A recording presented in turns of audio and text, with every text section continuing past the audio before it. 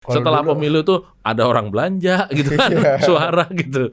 Ada orang mindah-mindahin suara gitu. Jadi nggak proses selesai. copet mencopet masih terjadi, Mas. Wah, ini benar-benar jomplang banget angkanya. Dan punya waktu 5 tahun untuk merawat konstituen dengan berbagai insentif. Jomplang banget. Karena memang panas setahun dihapus hujan sehari. Gus Romi melihat ini nih memang situasi chaos yang didesain atau memang sesuatu yang mangkrak. Ini collateral damage. Itu yang sebenarnya kita sebenarnya mengetawakan kesedihan. Iya. Karena ini adalah senjakala demokrasi.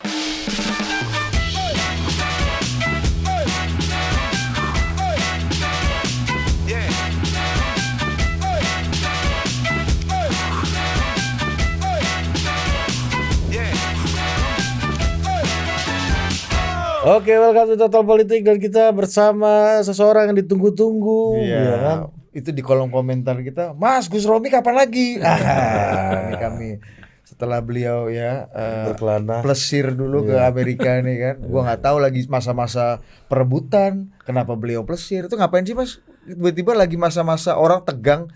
Pak Surya Paloh aja yang biasanya katanya setiap bulan Ramadan ini ke luar negeri, kalau kata Bang Zulfan ya sebagai sahabatnya kan. Kali ini Pak Surya ada di Indonesia terus untuk mengawal proses penghitungan dan macam-macam. Kenapa Gus Romi ini di saat-saat genting Malah cabut ke Amerika ini ngapain sih? Agak unik juga Anda nih. Persiapan pemilu Amerika. Iya. Apa sih? Ngapain sih, Mas? Maksudnya kenapa nggak memilih punya atensi yang agak serius di sini, sementara P3 ini lagi waktunya butuh pertolongan malah. Atensinya sudah, tapi dari jauh. Ya kan aparat eksekutif partai yang bekerja untuk mengamankan dipimpin ketum kan. Ya, ketum lah yang mestinya tanggung jawab di situ kan. Jadi kalau kita monitor dari jauh, baru kemudian karena memang saya ada urusan keluarga lah di Amerika. Jadi ketika hari penghitungan di KPU sudah memasuki pleno tingkat nasional mulai 8 Maret itu mulailah berdegup-degup kan, apakah lolos tidak lolos gitu. Dan ketika pleno itu tinggal 8 provinsi, saya di Amerika sudah dapat informasi awal.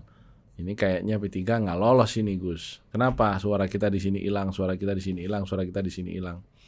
Dan hasil quick count sendiri kan banyak lembaga survei mengatakan P3 di bawah 4 ya, Mas. Dari 6 lembaga itu yang bekerja sama dengan Detik ya, itu 5 lembaga mengatakan P3 nggak lolos di bawah 4%. Hanya satu aja Carta Politika yang bilang kita 4,01. Belakangan ada lagi Vox Populi yang menyebut P3 4,17. Nah di luar itu memang kita angkanya di bawah 4. Nah sebenarnya itu warning awal yang sudah saya sampaikan pada waktu itu kepada ketum. Di hari pertama coblosan saya langsung mengatakan, Mas ini secara statistik peluang kita lolos 1/6 karena dari 6 lembaga cuma 1 yang menyatakan kita lolos, yang 5 ini tidak. Segera lakukan upaya untuk mengawal suara kita di daerah jangan sampai ada pencurian-pencurian. Nah ternyata memang balik ya kalau sudah pemilu berlangsung.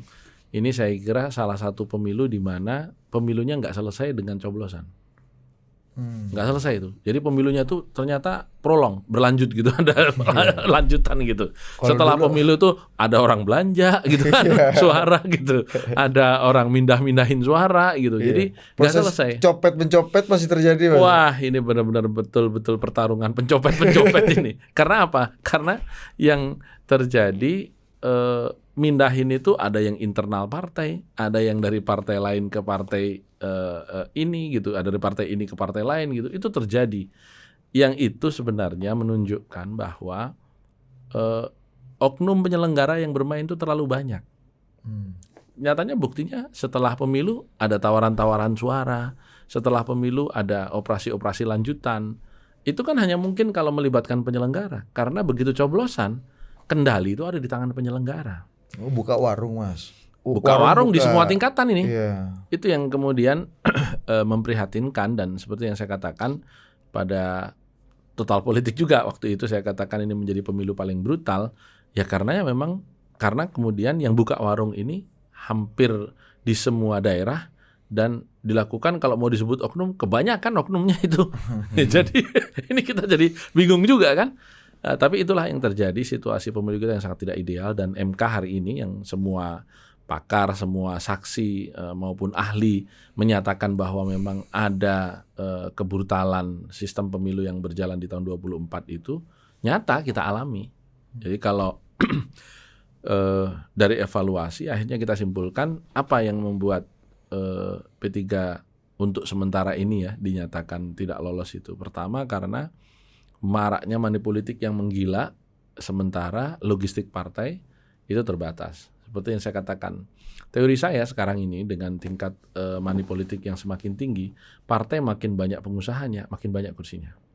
Makin banyak aktivisnya, makin sedikit kursinya. Jadi kayak P3 yang isinya aktivis, guru ngaji, itu kan, dai, mubalek, itu ya udah wassalam lah. Oh, kader HIPMI malah banyak yang jadi. Nah, kalau yang di partai sebelah gitu ya, Kader yang banyak Dinda pengusahanya ya liquid dia, karena liquid ya aman. Itu yang pertama. Nah, yang kedua memang evaluasi kita terkait dengan kotel efek dari calon presiden dan wakil presiden yang di semua partai politik 03 ternyata menimbulkan kotel efek negatif.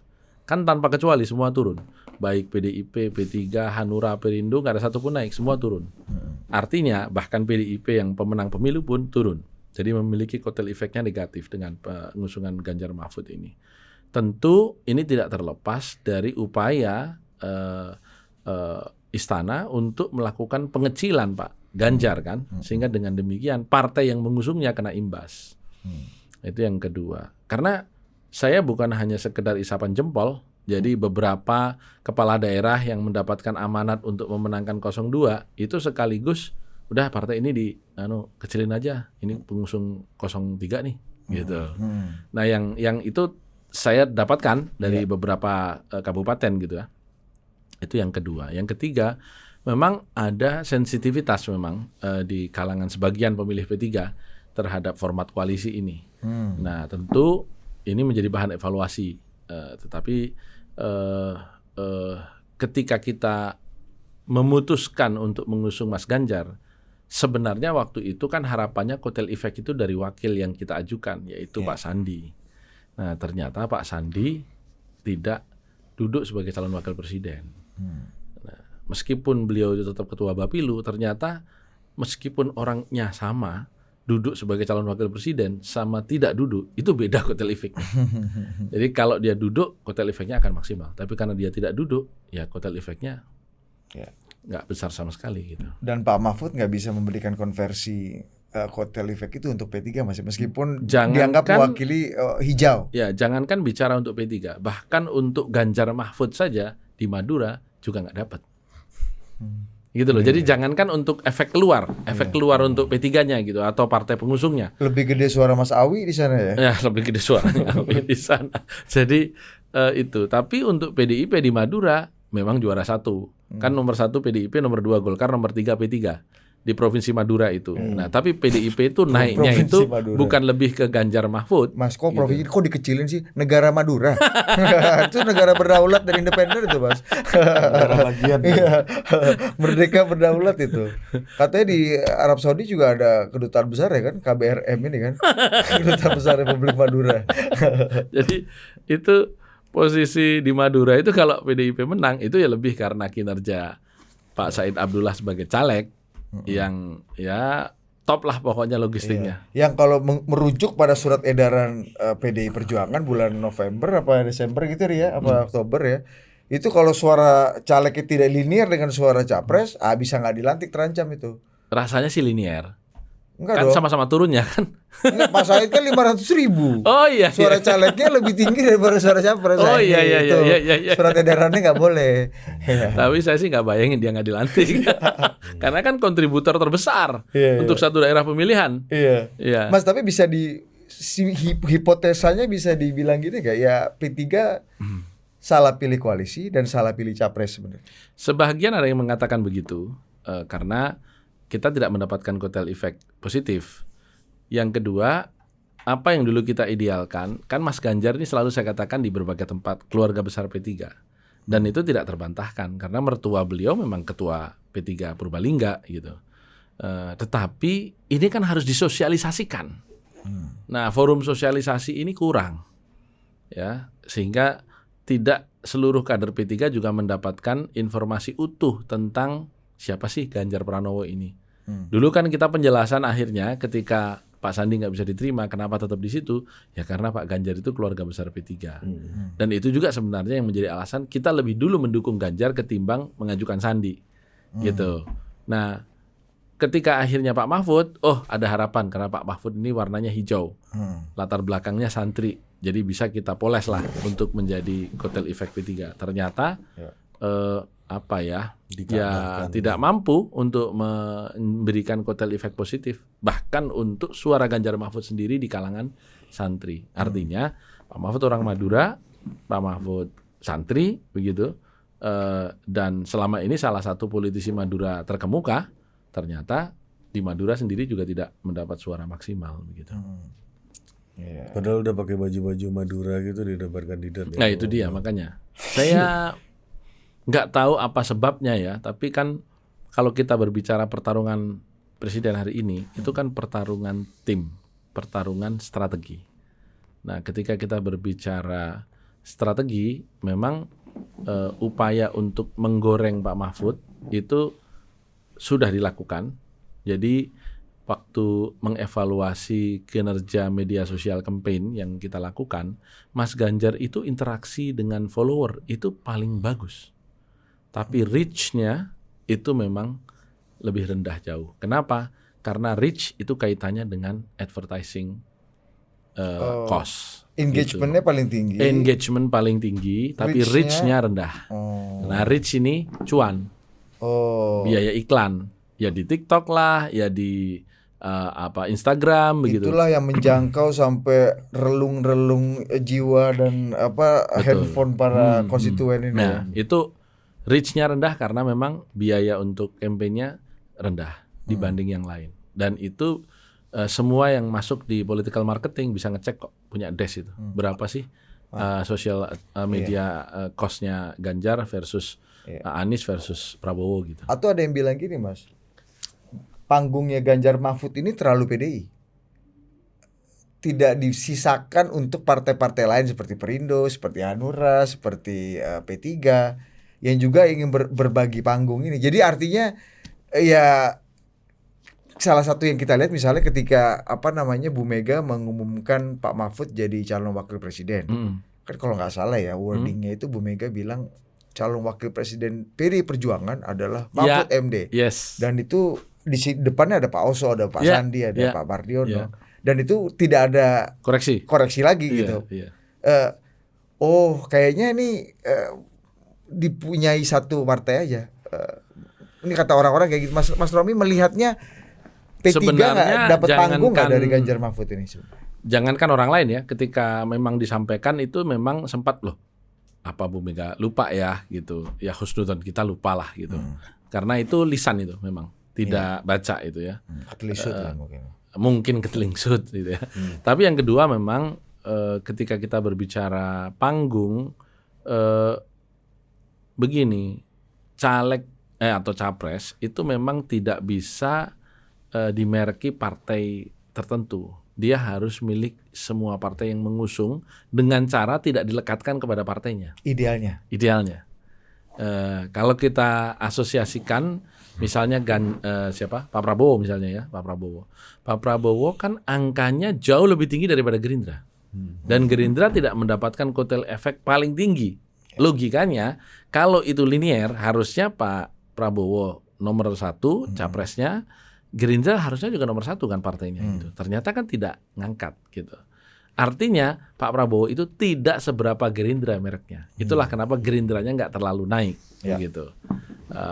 Golkar naik, kenapa? Ya sama, Pak Prabowo juga tidak terlalu Golkar juga, tapi Golkar naik karena kinerja caleg-calegnya. Nah, artinya branding Pak Prabowo agar tidak merek partai tertentu berhasil, begitu. Nah, analisa yang tadi disampaikan bisa saja benar. Memang betul Pak Ganjar memang orang PDI Perjuangan. Mungkin karena merek calegnya terlalu PDI Perjuangan, akhirnya orang menganggapnya oh ini PDI Perjuangan gitu. Jadi ini yang pengelolaan komunikasi publik ya waktu itu. Tetapi kalau kita lihat komposisi partai-partai yang ada di 03, memang PDI Perjuangan sangat dominan kan dengan berapa 20% ya dibanding dengan kita yang memang 4%, apalagi Hanura sama Perindo kan partai parlemennya memang hanya P3 dan PDI Perjuangan gitu. Mas Ganjar beberapa kali datang ke acara kita, mungkin kita kurang publikasi. Jadi beliau datang di Ancol, datang di beberapa titik di Jawa Barat, di Jawa Timur, datang juga sama Pak Mahfud apalagi. Cuma memang mungkin sekali lagi sosial media ads-nya itu kurang. Sehingga faktor publikasinya kurang. Harus diakui kemarin itu Pak Prabowo tuh TikToknya dahsyat banget. Dan teman-teman penggiat media sosial bisa membaca ini kok. Bahwa sebelum dicalonkan Pak Prabowo itu berapa, setelah dicalonkan naik jadi sekian gitu. Ada angka-angkanya. Gus, izin, itu kan dampak ya. Ya. Dampak dari amunisi perperangan gitu kan. Jadi makin bagus amunisi perperangannya, maka reach-nya juga semakin besar gitu. Kuantitinya, volumenya juga semakin gede. Nah, pertanyaannya sebenarnya apa sih yang membuat partai-partai di pemilu kemarin itu yang mempengaruhi dan menjadi faktor yang menentukan ketimpangan logistik dari masing-masing partai yang ada di pemilu kemarin, menurut Gus Romi? Pertama, daya beli caleg. Saya sebut daya beli langsung aja. Karena memang ini suara ini kayak pasar aja. Nah, daya beli caleg-caleg yang memang hari ini kursinya banyak, itu memang sudah dari awalnya tinggi. Modal dasarnya itu udah tinggi. Maka saya bilang tadi, kalau teman-teman latar belakangnya pengusaha ya cash rich. Pasti duitnya banyak gitu. Nah, berarti dari sumber caleg ya. Sumber caleg itu nomor satu dulu. Bahwa partai itu juga punya keuangan, ya. Tetapi awal dan muasalnya itu adalah caleg. Di P3 pun kelihatan kok. Dapil yang tadinya kering tapi calegnya cukup berduit gitu ya, itu P3 naik cukup signifikan gitu, meskipun masih kalah gitu. Tapi dapil, contoh saya ya, dapil saya itu Jateng 7, Kebumen, Banjarnegara, Purbalingga. Caleg kita hari ini adalah kakak iparnya Mas Ganjar. Ya, kakak iparnya Mas Ganjar, Bu Nurul Hidayati. Bu Nurul Hidayah itu kemarin suara P3 tahun 2019 90.000, sekarang tinggal 60.000.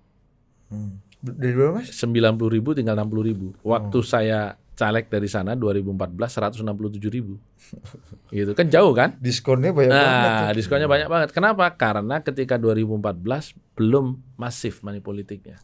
Jadi waktu itu pun saya duduk ya hanya karena saya sering turun ke bawah memelihara konstituensi, terpilih. Bu Nurul, jangan salah, ketika terpilih menjadi anggota DPRD Provinsi Jawa Tengah, sekarang ini beliau masih menjabat, tahun 2019, dari dapil yang sama, itu angkanya jauh lebih tinggi daripada saat ini beliau sebagai caleg DPR RI, Provinsi dapil Jateng 7. Coba bayangkan. Orang yang sama, ya kan? Dapil yang sama, strategi yang sama, jaringan yang sama, jomplang banget angkanya. Dan punya waktu 5 tahun untuk merawat konstituen dengan berbagai insentif. Jomplang banget. Karena memang panas setahun dihapus hujan sehari. Kalau kemarin itu, kalau peribahasa begitu, hujan setahun dihapuskan dengan hujan lebat sehari. Ini lebih cocok nih. Ini lebih cocok nih. Dengan badai sehari kali. Badai. Iya, gerimis setahun. Ya, gerimis setahun. Sebenarnya enggak juga kalau dibilang gerimis. Contoh ya, misalnya gini. Ada caleg kami di Papua, Riau 1. Pak Samsur Rizal nih. Beliau tuh bupati 2 periode, kemarin 2019 terpilih menjadi anggota P3 karena popularitasnya sebagai bupati. 5 tahun beliau garap ini. Beliau cerita, Gus, saya ini sebagai anggota Komisi 2 kan dapat program-program BIMTEK dari instansi mitra. Katakanlah KPU. Itu setahun ngasih 30 titik, Gus. Belum lagi reses. Reses itu setahun 125 titik. Dan setiap kali reses anggaran untuk sangu peserta ada. Itu 100.000. Jadi nggak bisa dikatakan gerimis. Dan itu 5 tahun tuh 5 tahun. Ini lewat dengan yang hari H kurang 3 hari bagi 50.000, bagi 100.000. Jadi ini lucu memang. Hujan setahun dihapus oleh gerimis sehari. Kebalik justru ya. Karena malah yang terjadi short memory. Pemilih kita itu memorinya pendek. Yang terakhir aja tuh ya. Gus, Maka rumus yang baru. Ini dia. Anda tuh turut berkontribusi juga tuh pada banyak kegagalan orang-orang tuh karena pakai manual booknya Gus Romi 30% Jadi, itu kan. Yang terakhir itu formulanya adalah yang paling terakhir dan paling banyak itu. Dan yang kedua, sekarang tingkat efektivitasnya bukan lagi 1/3, turun sudah. Paling tinggi 1/5. Yang paling terakhir dan paling banyak itu artinya hari H gitu Gus. Iya, hari H. itu yang- Kemarin kalau Jangan-jangan Budi depan sama Ari tanya, kemarin itu bahkan yang bagi sampai calegnya sendiri di jalan-jalan. Orang datang ke TPS tuh langsung dia bagi. Jadi depan TPS ada pula lagi kan. ada memang Tidak kayak gitu, tertutup memang kemungkinan. kayak gitu. Dan yang hebat adalah temuan Bawaslu, pemilu berjalan normal.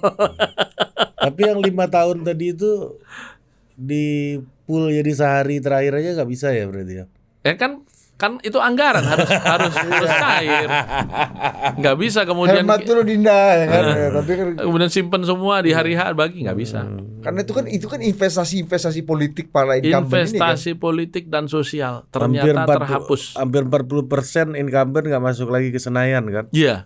Oh, lebih saya kira. Contoh Riau. 13 incumbent, 9 nggak jadi. Jambi, 7 incumbent, 4 nggak jadi. Dan ini banyak. Jadi ini saya kira pemilu di mana incumbent paling banyak nggak jadi. Kenapa? Karena incumbent berperang dengan lanskap tahun 2019. Jadi contoh misalnya ada kawan partai lain ya yang dia sudah 3 periode jadi anggota DPR RI di Komisi 4 tidak pindah sama sekali, yang itu aspirasinya dahsyat. Setiap tahun bawa traktor 120, benih, pupuk, sapi, name it lah, apapun itu. Pokoknya paling dahsyat lah gitu. Traktor. Nah, dia tahun 2024 ini bermain lagi. Nah, dia pikir dengan pengelolaan yang 3 kali mengantarkan dia jadi politisi Senayan berhasil, ya sama. Dia bagi duit, saya tanya. Saya sih bagi. Berapa? 200.000 amplop. Lah, udah banyak banget. Kenapa bisa kalah? Yang ngalahin saya 400.000 amplop. Jadi parah, betul-betul parah. Dan itu investasi 5 tahun loh ya. 15 tahun dia investasinya, 15 tahun, bukan 5 tahun lagi. Emang pileg itu akhirnya bisa kita bilang ini ya Gus ya, race perlombaan distribusi money politik. Iya. Ya, jadi perlombaan akurasi dan efektivitas distribusi money politik. Distribusi money politik. Iya. Gila itu pokoknya. Jadi Indonesia tuh betul-betul menjadi negara demokrasi berbayar terbesar di dunia dan itu menyedihkan. Kalau kata Prof. Burhanuddin tadi kan kita masih di bawah ada beberapa negara Indi di Afrika ini lah, kan. kita kan tertinggi kedua setelah Uganda, tapi dengan pemilu 24 kita udah tertinggi lah. Iya, ini nomor kita 1 bisa proklamirkan lah. Negara-negara lain yang mau belajar money politik datanglah ke Indonesia. Nggak jadi gitu. bangga lagi Idi Amin ini kan di alam bakar sekarang Uganda. Jadi nomor 1 kan. King of Scotland nih. King ya. of Scotland. Gus, terus pertanyaannya adalah kalau kita melihat situasi di pileg kemarin gitu ya, dan ya itu tadi kan pertama gizi si calegnya, pendanaan di pileg. Yang kedua modal sosial tetap. Jadi kalau modal sosialnya kuat, logistik. Kan satu modal logistik. Enggak, maksudku yang membuat kan setiap partai kan punya sumber duit yang beda-beda nih. Ya kan, apa yang membuat ketimpangan satu sama lain itu pertama. Apa yang bikin P3 Iya. itu isi gudangnya ini berangkasnya Enggak sebanyak yang lain. Yang lain ini agak penuh, bahkan beli berangkas baru. Karena P3 ada ini satu aja katanya belum penuh-penuh gitu Iya, kalau bahasa Katanya Pertama. juga ada partai non parlemen katanya berangkas agak penuh juga ada banyak. Iya. kan? Makanya saya tadi katakan benar kalau juga, bicara ya. bicara berangkas itu kan modal dasar calegnya. Ya, caleg satu. Yang kedua, upaya partai untuk menghimpun atau fundraising ini kan sejalan dengan besaran kursinya di Senayan. Ya, Kalau jumlah- kursinya sedikit, daya tawarnya sedikit, nego-nego bisnis juga nggak akan banyak yang datang ke kita. Tapi kalau kursinya besar, ada nego-nego bisnis yang datang ke kita begitu. Ini yang kedua. Nah, yang ketiga, saya bisa katakan modal sosial itu penting juga. Kalau modal sosial caleg, di samping modal logistik ya, modal sosial caleg itu memang dia kuat, dia nggak perlu logistik terlalu besar. Contoh, di kami ada yang kemarin maju caleg di NTB itu terpilih dengan hanya 3 miliar. Kenapa? Modal sosialnya kuat sekali. Dia didukung oleh para tuan guru. Jadi yang tadi meskipun dihajar dengan money politik yang luar biasa, bertahan basis suara kita.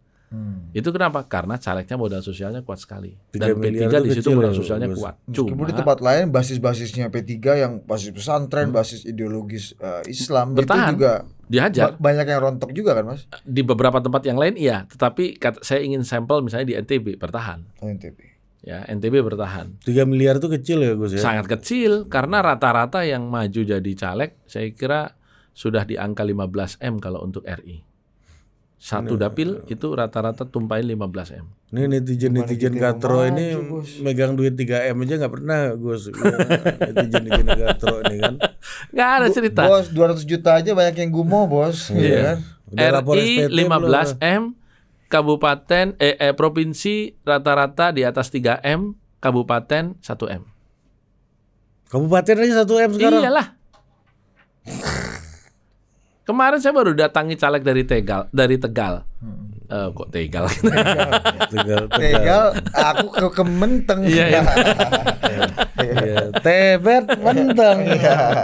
Nah, itu dia keluar 700 juta, nggak jadi. Cuman keluar 1.300 suara. 1 M ya ini ya. Jadi sekarang ngeri udah. Tapi kalau melihat take home pay-nya anggota DPRD yang antara 40 sampai 60 juta, 1 miliar tuh 1,5 tahun balik lah. Ya, belum yang lain-lain kan. Tapi puasa. Iya. Bukan sebulan puasanya, 14 bulan dia balik. Nah, karena kan 40 sampai 60 juta 14 bulan baliklah 1 miliar gitu. Nah, cuman kalau yang mulai provinsi ini yang udah nggak masuk akal ini, mulai 3 miliar, bahkan kemarin saya dengar Kalimantan Timur itu provinsi rata-rata spend 12 miliar. RI-nya di atas 30. Gimana, Ri? Ente membiarkan atau melakukan money politik yang ditoleransi. Ya, sebenarnya rakyat sedang membuat masa depan politik Indonesia ini akan dihuni oleh orang-orang biasa. Karena harus orang-orang luar biasa yang duduk menjadi caleg, yaitu orang-orang yang mampu untuk menghimpun keuangan dengan luar biasa. Itu orang luar biasa di situ ya, bukan luar biasa pintar, bukan luar biasa populer, bukan luar biasa soleh gitu ya. Bukan. Enggak. Luar biasa di situ. Iya, luar biasa di situ.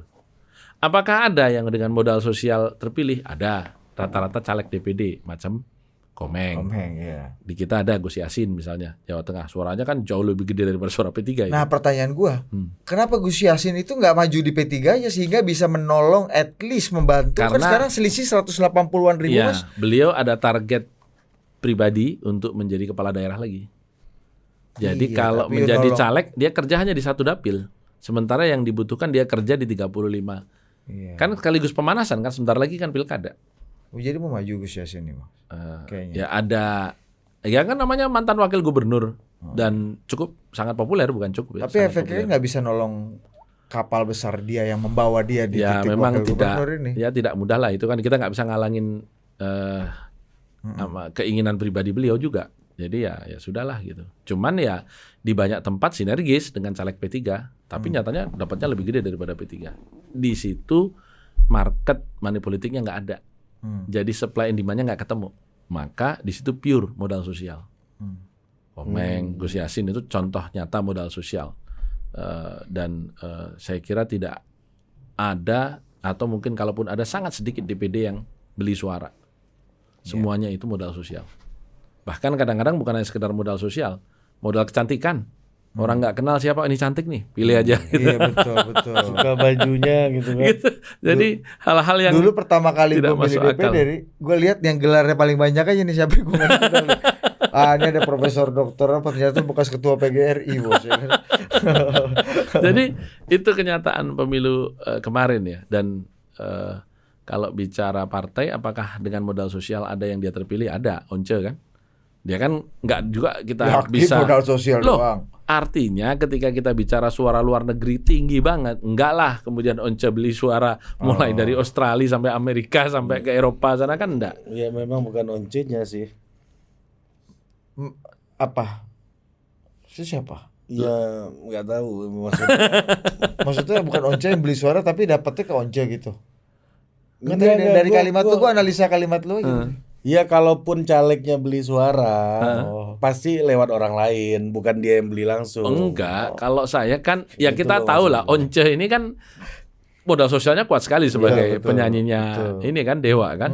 Jadi orang tuh tahu gitu di luar negeri tuh milihnya yang gitu-begitu gitu. Sayang banget Bahkan Ari itu- Lasso ini nggak maju ya Gus ya. Padahal dia mau maju juga, dia Oh, gitu ya? politiknya jago banget Gus dia.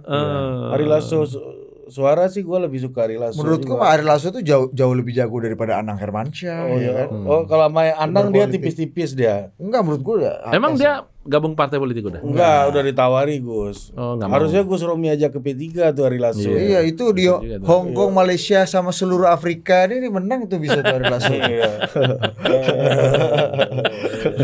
Iya. Kenyataannya begitu. Jadi ada juga yang modal sosialnya harus tapi tembus langit dulu. Top banget lah itu baru kepilih. Level kayak Once, Ya. gitu ya. Ari Lasso tuh udah Ya. tuh Gus ya, Ya. Ari Lasso tuh ya. Betul. Mas, tapi jangan-jangan gini Mas. Oh iya, kalau udah selalu brutal gini, baik lagi nih. Bener kan kata gua, kata PDI. Lu nggak mau sih pakai proporsional tertutup. Ini banyak akhirnya lu ngeluh-ngeluh sendiri sekarang karena persaingan kalau bahasa Mas Hasto tuh liberal demokrasi, gitu-gitulah, gitu-gitu. Ada System benarnya. of the liberal democracy. Iya. Ada benarnya bahwa kalau tertutup memang lebih ideologis pertarungan itu ketimbang logistik ya. Tetapi tidak tertutup juga kemungkinan kemudian caleg-calegnya dihimpun duitnya jadi satu partai yang beli. Sama lagi ya. Jadi meskipun partai lawan partai tapi duit lawan duit juga. Bedanya ada yang dulu Mati juga direct kita. yang sekarang dimakelarin ya Gus ya. Iya bener, dikumpulin ya bener-bener. Dibikin tertib aja Iya, teradministrasi iya. ini Tapi kan. at least nggak ada kanibalisme lah di antara Iya, itu pasti tidak ada kanibalisme. Pasti tidak ada kanibalisme. Bahkan to some extent saya berpikir sudahlah kita inikan saja sekalian distrikkan saja. Ini pandangan saya pribadi ya. Setidak-tidaknya tidak ada pertarungan internal yang sebut kanibalisme tadi itu. Kan kalau kita berbicara distrik berarti Indonesia ini dibagi 584 dapil. Setiap dapil satu caleg masing-masing partai.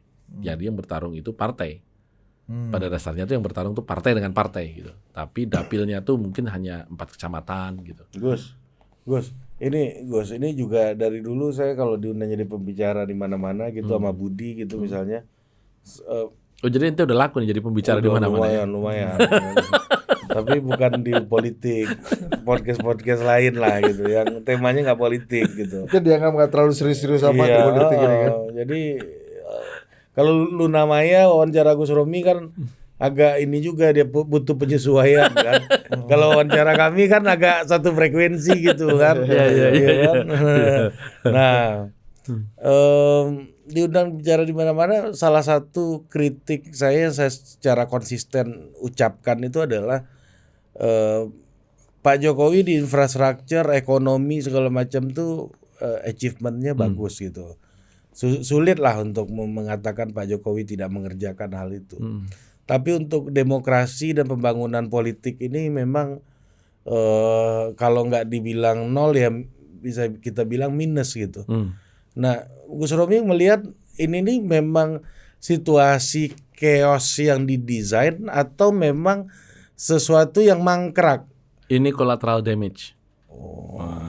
Apa itu collateral damage? Nah, itu Coba dia. film. Katro ini netizen nih. Gus. Ya, Gus Collateral Romi kasih yang damage gampang ini aja dia nggak bisa. dampak dia. ikutan yang sebenarnya sudah diketahui tapi tidak bisa dihindari. Jadi ketika saya berkali-kali mengatakan bansos dan sekarang semua saksinya 01 sama 03 ngomong itu. Ketika bansos yang 200.000 kali 3 dijadikan satu cair di awal Februari itu menyebabkan inflasi suara secara masif. Bayangkan 1/4 pemilih diintervensi dengan angka 600.000.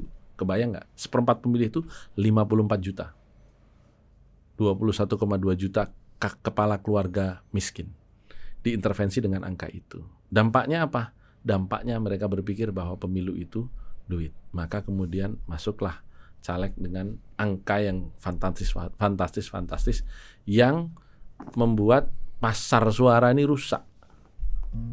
Pasar suara ini rusak. Sekarang kalau kita berbicara Jadi caleg ini KPU lawannya punya, bukan itu, bansos saya pernah juga ya. baca statementnya ketua KPU misalnya, asal pemberian di bawah 100.000 kita anggap itu uang transport. Kenyataannya kemarin bukan lagi 100.000, 200.000, 300.000. Gila udah. Masa nggak ada temuan sama sekali? Yang benar aja. Kalau masyarakat, mohon maaf, mereka orang tidak punya. Jadi siapapun yang ngasih diterima. Kemarin sekretaris DPC saya dari Kabupaten Kebumen datang. Enggak Pak, apa yang disampaikan Bapak itu semuanya di total politik benar Pak. Buktinya bahwa banyak keluarga yang menerima lebih dari 1 amplop. Begitu pemilu selesai Pak, besok itu tetangga saya beli kambing. Jadi artinya dia terima sampai 5 amplop, 7 amplop gitu. Siapa yang ngomong kemarin tuh?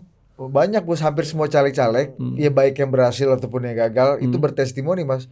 Gue kan masih di dapil nih bro sampai hari pemilu. Lu tahu nggak hari pemilu sama 1 hari ya H+3 lah. Itu semua mall rame, pasar kaget di mana-mana, sampai karaoke dan spa juga ada penuh juga antri Mas katanya. Waiting list Pak, tumben nih spa waiting list nih katanya. Ada juga gitu Mas. Purchasing power naik. Ya itulah. Itu yang sebenarnya kita sebenarnya mengetawakan kesedihan. Iya. Karena ini adalah senjakala demokrasi. Karena yang muncul dan lahir terreproduksi di pemilu 2024 itu anak haramnya apa? Money politik. Gitu. Tapi Mas gini, ini masuk ke pernyataannya Mas Hasto ya. Tentang P3. Bahkan pada pemilu 2019, pemilu yang lalu kami diperintahkan oleh Bu Mega yang memegang amanat Mbah Maimun almarhum untuk membantu P3 karena sejarahnya. Maka kami memberikan solidaritas tertinggi karena kami tidak ingin menghilangkan Partai Ka'bah. Tapi mungkin Pak Jokowi nanti akan tercatat sebagai seorang presiden yang memiliki legasi menghilangkan Partai Ka'bah dalam sejarah Republik ini. Ya, itu kan statement solidaritas yang disampaikan langsung sama Mas Hasto juga ketika saya bertelepon dan berkomunikasi untuk mohon dukungannya Mas untuk P3 agar kita tetap lolos sebelum ini ya, sebelum rekapitulasi nasional di tanggal 20 Maret itu. Begitupun ketika jumpa pers tanggal 21 Maret atas nama TPN, kan Mas Hasto juga menyampaikan itu dan sebelah kanan beliau itu juga mewakili P3 menyampaikan hal yang sama secara terbuka. Tetapi pada akhirnya ketika kita lihat di lapangan ya, realitasnya kan tidak selalu seindah yang disampaikan Mas Hasto. Karena masing-masing caleg di setiap partai politik tanpa kecuali ya, semuanya kan betul-betul berburu kursi, berburu suara. Dia udah tidak lagi mengenal oposisi dan koalisi. Yang penting suara saya, saya sudah investasi, saya sudah beli ke suara rakyat. Kalau perlu saya beli tambahannya gitu supaya jadi. Saya dulu, kalau saya pun masih ada, belum, saya mungkin akan kasih. Kalaupun itu ada, belum tentu saya kasih juga. Belum tentu saya kasih gitu. Jadi institusi partai politik hari ini dengan kenyataan bahwa suara caleg lebih besar daripada coblosan partai. Semua partai politik ini itu besar suara total masing-masing caleg dibanding partai. Artinya yang bekerja sebagai pasukan pemenangan itu memang betul-betul caleg. Jadi praktis partai itu relatif ya tidak berdaya gitu untuk mengarahkan ke sana kemari karena pertarungan itu betul-betul tentara-tentara ini. Korea istilahnya Mas Pacul itu ya inilah mereka itu petarung-petarung yang memang di lapangan cari suara, nggak peduli posisi, nggak peduli koalisi. Teman separtainya sendiri dimakan. Iya, dan sesama Korea Selatan sama Korea Utara juga saling makan sendiri Mas ya. Apalagi partai lain gitu. Makanya kalau kata Pak Pacul itu Korea bersatulah. Karena Korea cuma bisa bersatu dalam pikiran. Makanya dia rubah Mas dari Korea. Tindakan nggak bisa. Makanya dia ada revisi manifesto. Dari Korea bersatulah, tapi dia bantah sendiri karena memang Korea tidak mungkin bersatu, karena bersatu hanya ada di pikiran. Makanya diganti Korea melenting lah. Nah itu kalau itu agak kompak itu dalam projection melenting ini.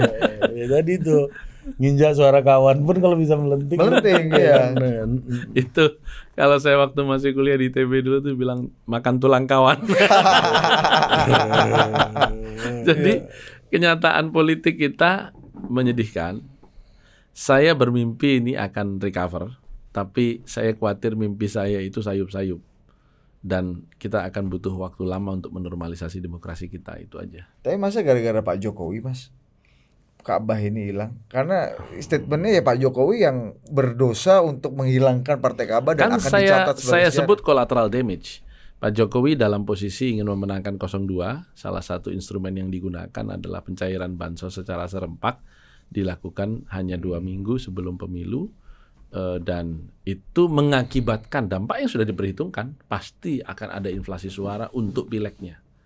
Nah karena itu evaluasi ke depan juga Budi, itu pileg jangan dibarengin sama pilpres deh, rusak. Rusak. Kenapa? Partai-partai yang tidak punya kotel efek selesai. Prof EG, ini Prof EG nih salah satu. Ya, Ini, dia di menyarankan satu. begitu. Dia yang ngajuin ke MK nih beliau. Yang diterima MK. Diterima MK. Yang disatukan itu. Iya. Ya, berarti dia Nanti kita adili dia sama-sama paling di sini, berdosa dia. Paling Nanti berdosa kita hadirkan dah, dengan Prof EG. gugatan tersebut karena istilah serempak itu tidak berarti selalu bersamaan. Dalam satu rangkaian pengaturan itu bisa juga disebut serempak di Undang-Undang Dasar itu. Dan dampak buruk dari pelaksanaan pileg dan pilpres disatukan itu lebih besar. Dan hari inilah salah satu dampak buruknya ketika ada instrumen lain yang digunakan tadi. Dulu-dulu juga sudah bersatu, tapi karena instrumennya tidak sedahsyat pemilu 24, collateral damage-nya nggak parah. Tetapi ketika kemudian disetel dengan angka yang luar biasa bansos itu dicairkan, nah collateral damage-nya muncul.